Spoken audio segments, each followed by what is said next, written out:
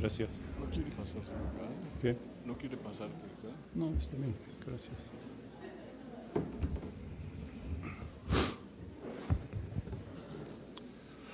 Buenas tardes. Agradecemos la invitación para participar en este seminario. Nos sentimos muy honrados por compartir con los compañeros del EZ, del CIDESI, la Comisión Sexta y su equipo de apoyo, así como los colectivos que respondieron a la convocatoria. Esta reunión que también permite actualizar noticias y afectos. Aunque con gripe y un acento bastante gringo, que espero que ustedes lo aguanten, es un placer estar aquí con ustedes en estos días. Pues arrancamos anoche con un terminante "fuck Trump". Bueno, funciona para nosotros en los Estados Unidos. Es que eso es una frase que ha estado muy utilizado en los últimos 2 o 3 meses. Donald Trump es el presidente prototípico del fin de una época neoliberal en rápido declive. Sus constantes espectáculos públicos reemplazan la discusión significativa. Su tipo de política particularmente racista, que se conoce como América Primero, divide a la clase trabajadora en los Estados Unidos y dificulta alianzas internacionales entre la clase trabajadora. Sus tendencias dictatoriales presagian una hegemonía distinta y nuevas formas de disciplinar a la clase trabajadora. Fuck Trump son palabras que hemos oído muchas veces al norte de la frontera y desde muchos años antes de su elección. Es un pendejo, pero ya es un pendejo con quien tenemos que luchar. Los medios de comunicación masiva, preocupados por sus ratings, quizás hasta más que el mismo Trump, están contentos de unirse al espectáculo por los dólares que ganaron en anuncios. El actual debate, si es que puede llamárselo, sobre las noticias falsas no considera el hecho de que las noticias siempre han estado definidos ideológicamente, ya sea por su estrecha o amplia cobertura, y ese es el status quo permanente.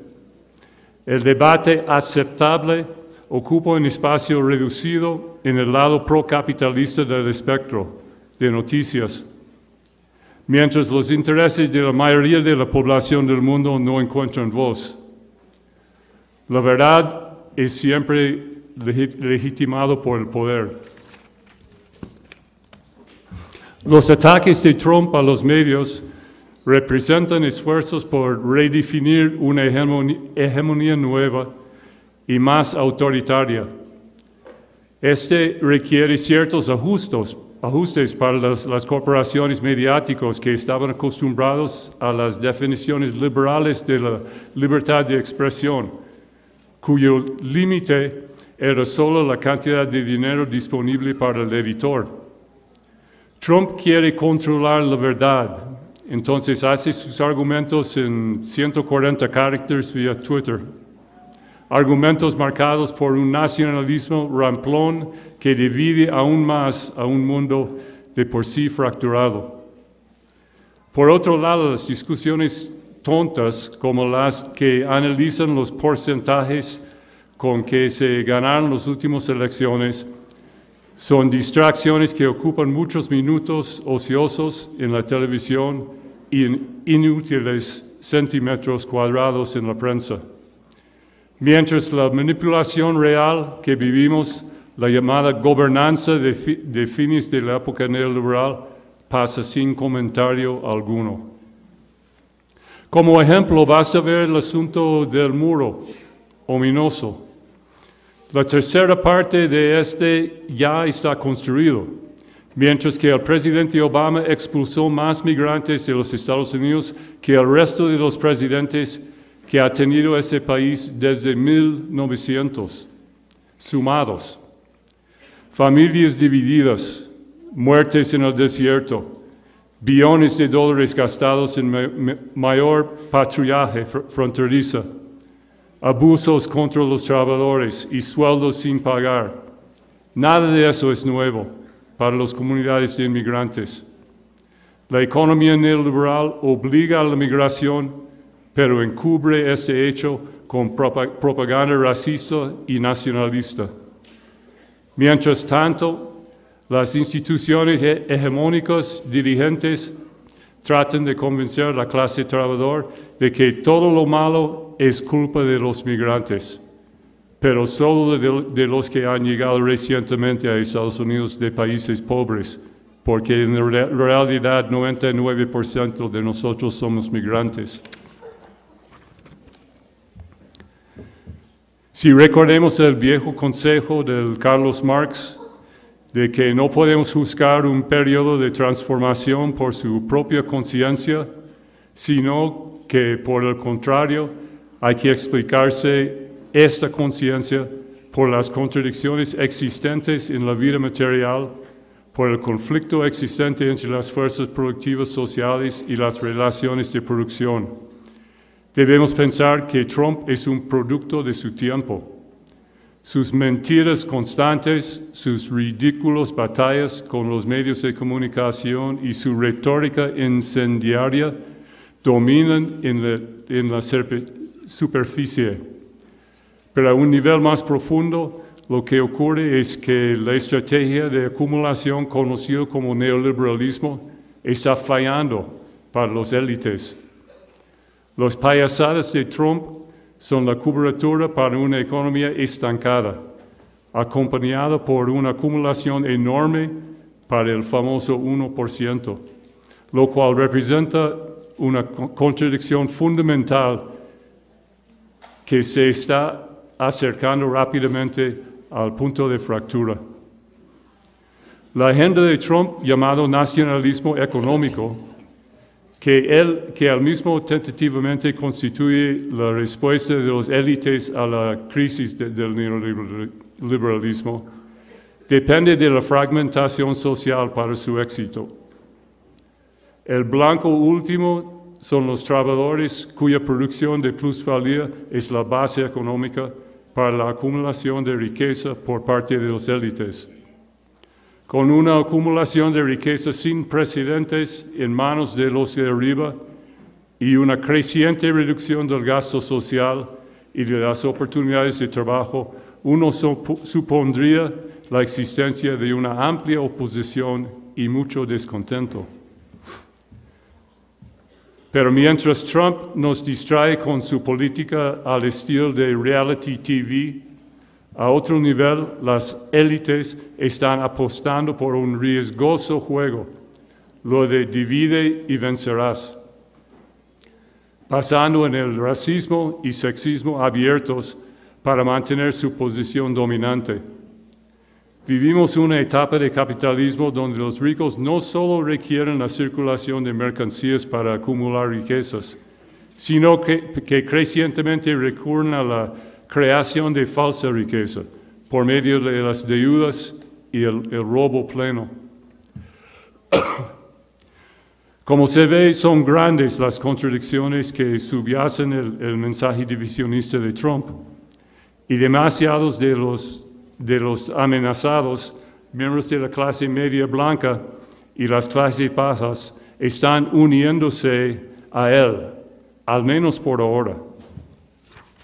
Sin embargo, no podemos permitir que esta estrategia divisionista triunfe.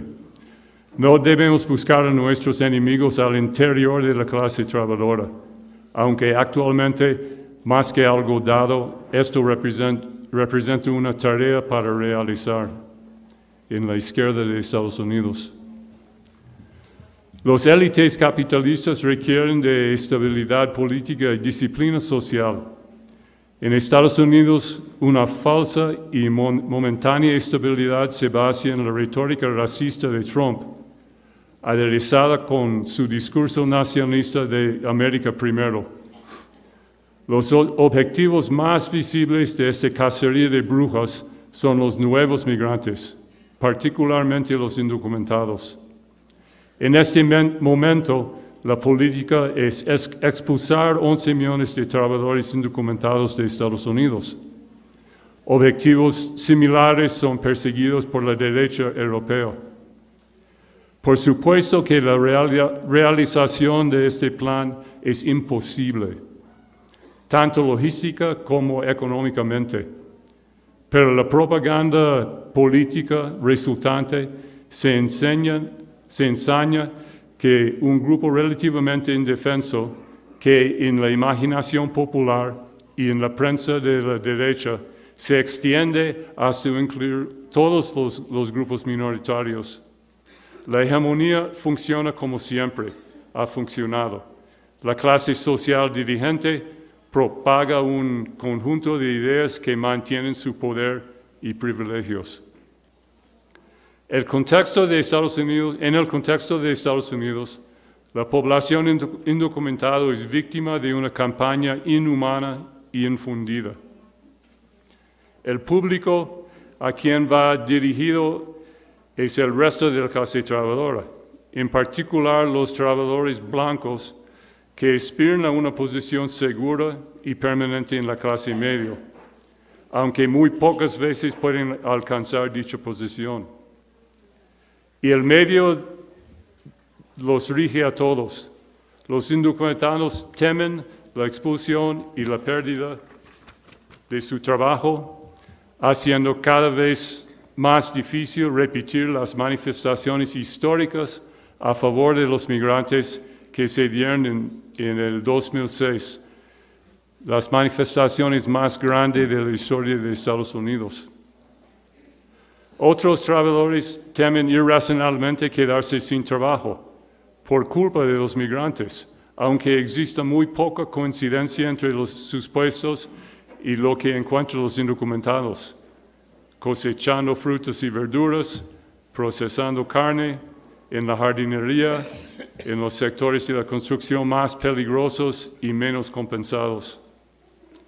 Para decirlo claro, 11 millones de trabajadores producen, consumen, generan empleos, pagan rentas, pagan impuestos, pagan seguridad social, seguridad que, por cierto, nunca cobrarán toda una economía con puestos de trabajo y derrame económico que se perdería por completo si son expulsados. A pesar de la falta de argumentos racionales, la estrategia de dividir a los trabajadores aparentemente está funcionando, por lo menos en el corto plazo. En vez de una política unificadora que enfrente la explotación, el despojo, la represión y el desprecio, los élites apuestan un juego de divide y vencerás. Y demasiados trabajadores se creen sus mentiras, o asumen una neutralidad ciega, o se involucran en la política institucional esperando que la siguiente elección traerá algo mejor. Es interesante notar en una variación de la agenda nacionalista de Trump, movilizado por la clase política mexicana para recuperar una población alejada por sus maquinaciones de los partidos políticos y, por extensión, la falla del modelo neoliberal. En este caso, el antagonismo inventado es entre los pueblos de México y Estados Unidos, pero en los dos casos el grito unificador es nacionalista, movilizado por las élites cada vez más frágiles y ansiosas por mantener su poder.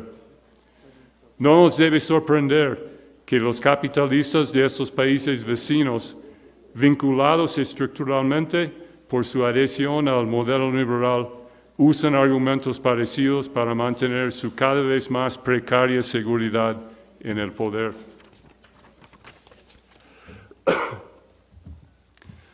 Hoy en día, uno de los retos de la izquierda en Estados Unidos es poder reconocer que un ataque contra los migrantes es un ataque contra todos nosotros. Es un momento que demanda solidaridad y un programa político incluyente basado en un análisis intransigentemente anticapitalista, antirracista y antisexista. Al final del día, las creencias del pueblo se forman bajo la presión de las circunstancias materiales y sociales en que viven. La presidencia de Trump debe ofrecer a la izquierda una serie de argumentos claros y convincentes de que el capitalismo no funciona y que la clase política es incapaz de implementar reformas adecuadas. Pero la realidad material siempre antecede a los argumentos. Y en ese sentido es el fallecimiento funcional del modelo neoliberal lo que explica a Trump desde un principio. Las élites tratan de administrar un sistema económico fracasado que deja como única alternativa la necesidad de imponer a los trabajadores una disciplina similar en su forma de fascismo. Esta es la promesa de Trump, pero su realización está por verse. La oposición inicial es clara en Estados Unidos. Basta ver la marcha masiva de mujeres en Washington un día después de la toma de protesta de Trump. Sin embargo, en esta primera etapa es difícil ponderar cuánto persistirán las movilizaciones y más difícil todavía comprender la política que está detrás. El Partido Demócrata hace lo posible para canalizar esta resistencia hacia acciones partidarias y electorales, como si el mundo hubiera sido mucho mejor con la señora Clinton como presidenta. Su obsesión con la intervención de los rusos en las últimas elecciones norteamericanas manifiesta la ineptitud de los demócratas para enfrentar su total bancarrota política, hecho que causó que Clinton perdiera frente a semejante monigote racista. La lucha de los zapatistas por un mundo en que quepan muchos mundos nace del respeto mutuo y la solidaridad, y crece a partir de bases genuinamente comunitarias. En contraste, la política de la izquierda en Estados Unidos tiene su origen en los derechos individuales, que se fundamentan en un sistema legal capitalista. Tales derechos muchas veces se presentan desprovistos de responsabilidades comunitarias o limitados a las llamadas comunidades virtuales. El capitalismo crea una cultura individualista particularmente feroz, lo que conduce a las contradicciones al interior de la misma izquierda. La comunidad es difícil de encontrar y difícil de ubicar en Estados Unidos, y también difícil de construir en su sentido más profundo. Ser colectivos va contra el sentido común, cuando lo que rige es el individualismo. La izquierda no ejerce ningún control sobre los medios materiales de producción, ni de reproducción. De otro modo, podría ofrecer una base material para la construcción de verdadera comunidad. Los ONGs, que parecen acaparar mucha de la representación de lo que se identifica como organización social en Estados Unidos, solo son otro nivel de intervención entre el pueblo y el gobierno. La política de oposición que resulta de esta cultura individualista es a menudo también competitiva y no colectiva. El estilo de liderazgo de los ONGs, casi inevitablemente acuñado por profesionistas y diversos miembros de las clases medianas, en lugar de las comunidades directamente afectadas, muchas veces se enfocan en metas cuidadosamente seleccionadas que coinciden en la perfección con las expectativas de las fundaciones y corporaciones que les dan financiamiento. Desafortunadamente, no construyen comunidad ni solidaridad. a lo largo plazo y ciertamente no constituyen una amenaza significativa para el poder de la clase capitalista. Las divisiones al interior de la clase trabajadora entorpecen también la posibilidad de consolidar alianzas políticas internacionales. A pesar de algunos valientes esfuerzos, a menudo hay una clara falta de solidaridad internacional.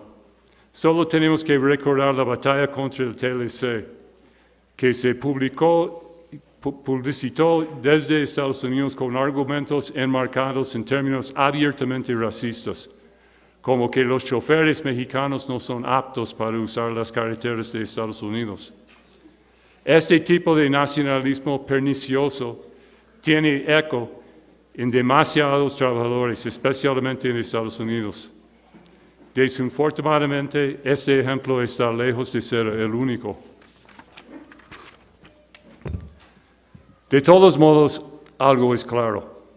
La política institucional está en quiebra. Es incapaz e inútil si el objetivo es un mejor mundo para los pueblos. El capitalismo no ofrece soluciones, sino más problemas, más divisiones. Rechazamos una definición de la política que se limita a la toma de decisiones y las dinámicas internas de los dos partidos principales, los republicanos y los demócratas, y las instituciones formales del gobierno. Entendemos la política en términos de cómo apreciamos nuestra historia, cómo nos organizamos en el presente y cómo tomamos decisiones colectivas para nuestro futuro. Colectividad y solidaridad son la clave. Los procesos políticos legítimos están basados en responder a la comunidad, algo que hace mucha falta en el contexto de Estados Unidos. Afortunadamente, hay muchos ejemplos de luchas en el nivel de comunidades que no están acotadas por el dinero de las fundaciones o corporaciones. Luchas que están dirigidas por las comunidades directamente afectadas y traspasan las barreras entre movilizaciones sociales particulares, tanto en el análisis que realizan como en sus prácticas. Como ejemplo, tenemos las muchas y activas secciones locales de Black Lives Matter, las vidas negras importan. Docenas de centros comunitarios establecidos y controlados por migrantes. Luchas locales frente a problemas medioambientales, ejemplificados por el enfrentamiento reciente que duró meses en Standing Rock, entre otros. Tenemos también los esfuerzos de medios alternativos, las luchas relacionadas con educación pública dirigidos por la comunidad de padres, profesores y vecinos de las escuelas, la defensa de inquilinos y dueños de casa que se enfrentan a los embargos y procesos de desalojo, luchas sindicales que cada vez son más radicales e involucran alianzas estratégicas entre trabajadores y comunidades. Entre estas cabe mencionar el Chicago Teachers Union, Sindicato de Maestros de Chicago, o a Republic Windows and Doors, Puertas y Ventanas de la República. Hay muchos ejemplos más. Hasta la fecha, aunque bastante militantes, se trata mayormente de expresiones locales de descontento. Todavía no han podido sumarse en movimientos unificados basados en una solidaridad amplia, sin perder la dirección de las propias comunidades, pero de modo que podamos enfrentar efectivamente la explotación capitalista, la dominación racista y la preeminencia sexista. Nuestro centro comunitario, conocido como el Centro Autónomo de Albany Park, localizado en Chicago, es uno de los espacios mencionados antes. La gente se junta allí para construir una comunidad que confronta al capitalismo, aunque de manera humilde en el ámbito local.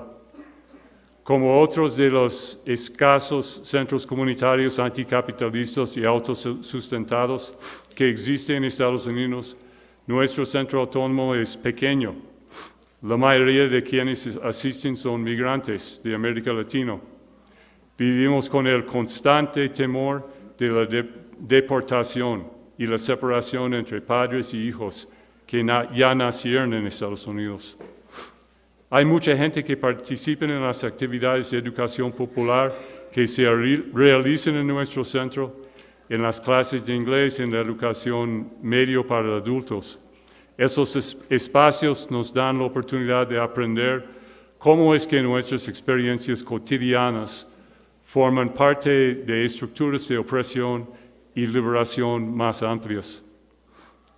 Hace unos años comenzamos a organizar para evitar desalojos de casas y departamentos, así como los procesos de ejecución hipotecaria que se dieron tras la crisis de mercado inmobiliario en los Estados Unidos desde el 2008. Varios de los habitantes del barrio estaban siendo desalojados de sus casas por los mismos bancos que fueron rescatados de la quiebra con billones de dólares que les regaló el gobierno. Ver a las policías hacer el violento trabajo sucio de los bancos subsidiados por el gobierno radicaliza a la gente y le pone rostro a nuestros enemigos de clase. Hemos parado varios desalojos y aunque eso no ha permitido construir algún grado de poder colectivo, todavía nos concentramos en batallas defensivas en vez de poder pasar a la ofensiva, luchando por establecer vivienda autónoma que esté bajo el control de la comunidad y fuera del mercado capitalista. Reconocemos la importancia de un sistema de vivienda, aspecto básico para la reproducción social, que esté controlado por la comunidad como parte de una lucha anticapitalista significativa. Nuestro problema radica en que el acceso a la posesión de terreno está controlado ferozmente por las dinámicas del mercado y forma parte integral de la acumulación capitalista. También nos hemos dedicado a construir alianzas con otras clases sociales, es decir, entre familias de migrantes y estudiantes universitarios. Las visitas regulares a territorio zapatista que hacemos cada año muestran a los estudiantes de Estados Unidos la importancia de luchar desde abajo y desde la izquierda. Sin embargo, el trabajo diario en Chicago, en el centro comunitario, implica para los universitarios dejar de lado sus privilegios de clase y aceptar el liderazgo de los migrantes, que en nuestros centros son predominantemente mujeres. Eso ha sido una tarea difícil para muchos estudiantes que están acostumbrados a hacer siempre lo que ellos piensan que es lo mejor. A pesar de los obstáculos, seguimos creyendo en nuestro experimento y confiamos en que seguiría creciendo mediante un proceso de caminar preguntando, que deseamos pase de generación en generación. Con tan solo 12 años, el Centro Autónomo es todavía muy joven. Si inicialmente la administración de Trump prometió un crudo nacionalismo y aumentar el poder de la clase capitalista, es cada vez más claro que el pueblo no va a aceptar este nuevo fascismo tranquilamente. ¿Qué va a pasar? Pues los anticapitalistas hemos sido notoriamente ineptos para predecir el futuro. Cada crisis nueva es vista como la batalla final o el punto de inflexión. A lo mejor necesitamos una evaluación rigurosa de la táctica y estrategia empleados. En nuestro análisis, difícilmente podemos hacer algo mejor que mirar a los zapatistas. Un movimiento basado en las comunidades, con una larga trayectoria histórica, y voluntad de experimentar con tácticas no dogmáticas. Nos ofrece inspiración y ejemplo de paciencia en combinación con militancia y un mandato para organizar desde abajo y a la izquierda. Los zapatistas nos inspiran más que nada varias preguntas, que es urgente que tomamos estas preguntas en serio en la izquierda en Estados Unidos. ¿Cómo construimos comunidad? ¿Cómo ejercemos la solidaridad como el fundamento de nuestra política? ¿Cómo convertimos el liderazgo desde abajo y a la izquierda en el centro de nuestras prácticas? ¿Cómo construimos autonomía en un mundo dominado por prácticas capitalistas? Gracias.